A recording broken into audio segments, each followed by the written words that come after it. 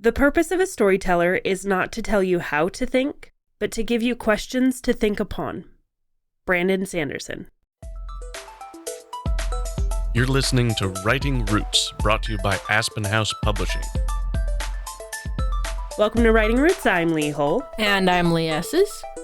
We are going into a fairly touchy topic, but we're talking about current events today and how to integrate those into your writing. Understanding what your readers are going through as they're reading your book can be super helpful in connecting with them. This is part of why there are trends within writing. You'll kind of see that whatever is going on in the world influences the kind of books that are being released and being written at that time, and the sort of themes and underlying elements that are within those books.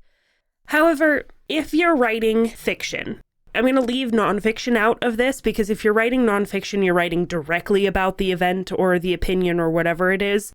That's a completely different thing. But if you're writing fiction and using these current events and talking points in your writing, it is very easy to go over the line and step into a world where it's no longer about the story. I kind of feel like we can also bring up the Stephen King quote of "kill your darlings" in a similar way, because if you're too attached to whatever this topic is that you wanted to preach about, then it's probably not serving the story and it should be taken out. That being said, there are some times where you can use and access current events, but that doesn't necessarily mean it'll become a lasting book. It might be the burn hot and fast and out really quickly. The classics tend to be about the human condition. So this is a question that you need to ask yourself because it's more about your brand than it is about your particular book. Do you want to be perceived by those opinions, by the themes that you're writing within your book? Do you want that to be part of your brand? You have to make the choice now, because either you need to lean into it and make it obvious, kind of like if you're writing nonfiction, or don't. I read an apocalyptic book at the beginning of the year that was written pre-COVID, but was about the apocalypse itself that centered on the disease. And when COVID came through, she was able to go, hey, if you're looking for more stories about heroes in a time similar to now, here's a thing. But she forever locked herself into a very particular opinion, the author did, because of how she wrote something that actually kind of ended up happening. There's also a line that you do need to be aware of with the psychology of readers, because that is what this whole month is about anyway, is the psychology of readers. If you get too far into that opinion in how you're writing the story, your readers, if they don't align with that, or sometimes even if they do align with it, but they feel like they're getting preached at the entire time, they may just set the book down. One of the reasons I set aside my last Do Not Finish was because I felt like I was being preached at. I get if a character has their opinion, but if it's the main character and I'm expected to align with them when I simply don't, I'm not going to finish the book. Now, keep in mind, we do tell you you're not writing for everyone, so that leans into your favor if you do want to write and lean into this current event public opinion sort of thing. But it is still a way, if you go too far with it, that you can alienate people. So we're not discouraging you from doing it at all. Actually, I encourage you guys to be willing to address these things in your writing. But there's a few things you need to consider in how you address it or before you address it. The first question you should probably ask yourself is, do you want to be known for blank? Whatever it is that you're trying to address. I had a story about vigilantism. In the second book in the series, one of the heroes was a cop involved in an officer-involved shooting. So I took a pretty solid stance in what later became a very political issue. But I'm okay being known for that because a lot of my target audience would also fall on my side. And that's the other question. So on top of whether you want to be known for it, you need to consider whether your audience shares that same opinion. If they do, great. There's a reason why LGBTQ plus fiction is becoming so much more popular, and that's because people have found a group of readers. They have found an audience that will devour those books, and that's great. I feel like Reacher kind of misses the mark here because Jack Reacher, who is former military and now roams about the US helping people in times of need, is anti-guns and anti-vigilantes, anti-military in a lot of ways. I was able to overlook it, but I got really annoyed at a lot of these little snide comments that he has. Which is so weird, because isn't he like a gun-using vigilante? Yes, who's former military. It's weird. Okay. That's part of my point in that he's separating himself from his audience, who reads the books to feel like that kind of a hero. Another question that you need to ask yourself is, are you always going to write for this kind of audience? If you're not, if you want to broaden your horizons, you may not get those future audience members because they'll look at your original works and go, well, they wrote this and I'm not really into that, so I'm worried that this next book is going to be the same. And in a similar regard, I don't want to support someone who does this and believes these things that I don't. So if you, as a reader, really dislike people taking the law into their own hands, then you probably won't purchase any of my books because I had a book about vigilantism. So when you're building your author brand, any opinions that you craft will last the entirety of your career until at least you get a pen name for these other things.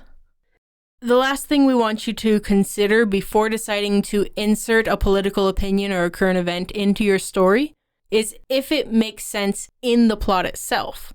Along with this, it's the setting. How you address it, does it fit the setting?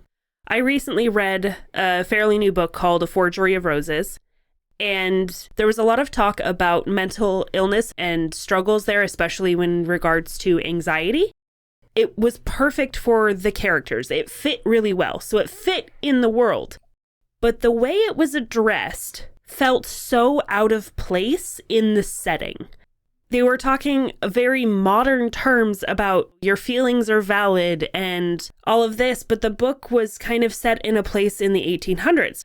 The way it was addressed it pulled me out of the world. It broke that suspension of disbelief because it felt out of place.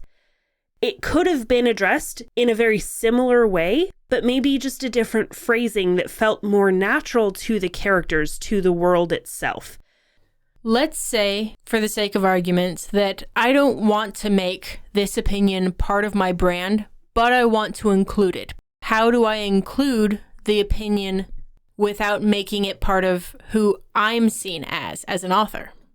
This can get a little bit dangerous if it is your main character or your point of view character that's the opinionated one, but it's still possible. And it's mostly because you need a way to contrast it. You have somebody with one opinion, but then you can have somebody else with the counter opinion. I would say if that character who has that opinion isn't hurting anyone with the opinion, then readers are going to not care too much. They're not going to throw a fit. Conspiracy theory character is fun. He's interesting. We can kind of follow the logic, but we don't have to buy into it. You can also very carefully, very delicately have them change as part of their character growth. And the reason it's delicate is because you still want the character to be likable in the beginning. You still want your readers to root for them.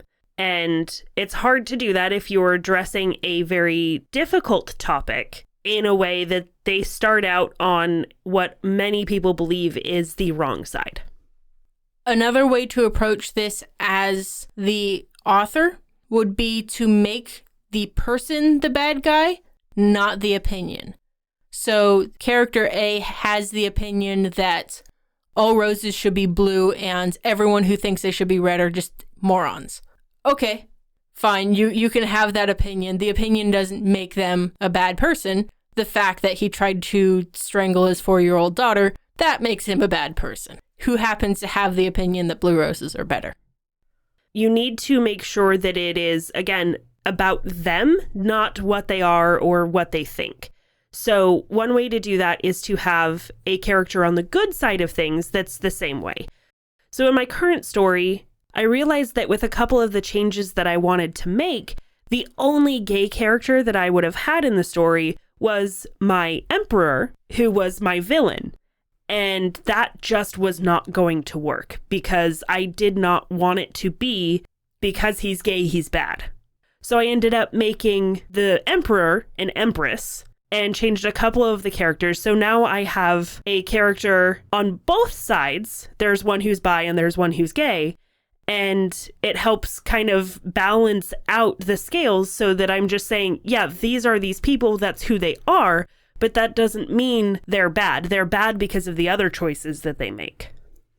I feel like making all villains straight white males over 40 does a disservice to more than just the straight white males over 40. Because you're perpetuating this idea that the rest of these people are all victims and that's it. It drives me batty. But I get they don't want to vilify them. So you have another person of the same color, another character with the same qualifications as a good guy. And remember, it's the choices that make someone a bad guy. Shortcuts make someone a bad guy. It is what they choose to do, not who they are. It's not their opinions. What they do makes them villains. So, in the words of Bilbo Baggins, it's not who you are underneath, it's what you do that defines you. And in the words of this podcast, write selfishly. If you have a question or comment for our hosts or a topic you'd like us to cover, send us an email at writingroots@aspenhousepublishing.com or find us on Facebook by searching for Aspen House Publishing.